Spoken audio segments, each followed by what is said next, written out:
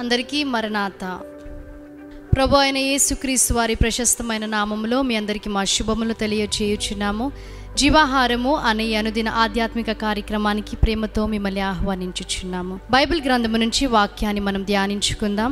అపోస్తులుడైన పౌలు కొరింథీయులకు రాసిన 2వ పత్రిక 5వ అధ్యాయము 19వ వచనము. అదేమనగా, దేవుడు వారి అపరాధములను వారి మీద మోపక క్రీస్తునందు లోకమును తనతో సమాధానపరచుకొనుచు ఆ సమాధాన వాక్యమును మాకు అప్పగించెను.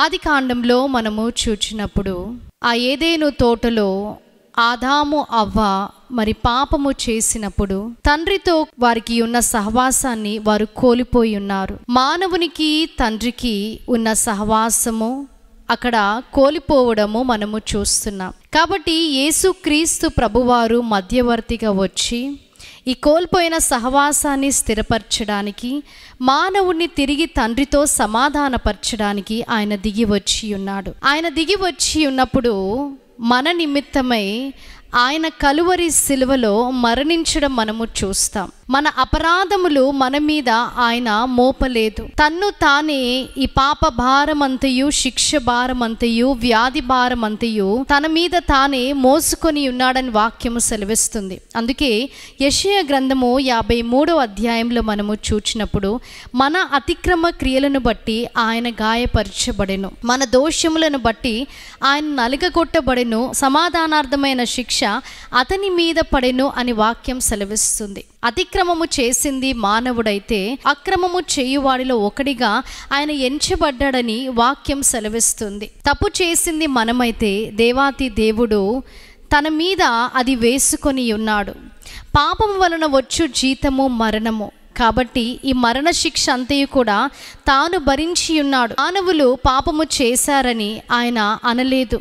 మన అపరాధములను మన మీద మోపలేదు, మన దోషములను మన మీద మోపలేదు, మనము చేసిన పాపములు ఆయన జ్ఞాపకము చేసుకోలేదు. కానీ తన్ను తానే సిలువ మరణము పొంది ఉన్నాడని వాక్యం సెలవిస్తుంది. మొదటి యోహాను పత్రికలో మనము చూచినప్పుడు వాక్యం ఇలాగు సెలవిస్తుంది: తన అతిక్రమములకు పరిహారము నొందినవాడు, తన పాపమునకు ప్రాయశ్చిత్తము నొందినవాడు ధన్యుడు. మన అతిక్రమములకు మనము పరిహారము నొందిన వారముగా ఉన్నాం, మన పాపములకు ప్రాయశ్చిత్తము పొందిన వారముగా ఉన్నాము. కాబట్టి మనము ధన్యులము అని వాక్యం సెలవిస్తుంది. మన నిమిత్తమై యేసుక్రీస్తు ప్రభువారు రక్షకుడిగా దిగివచ్చి మన నిమిత్తమై సిలువ మరణము పొంది తన్ను తాను ఎంతగా తగ్గించుకున్నాడంటే, ఎందరూ ఆయనని దూషించినప్పటికీ ఆ ఏ మాటలు కూడా ఆయన పట్టించుకోలేదు.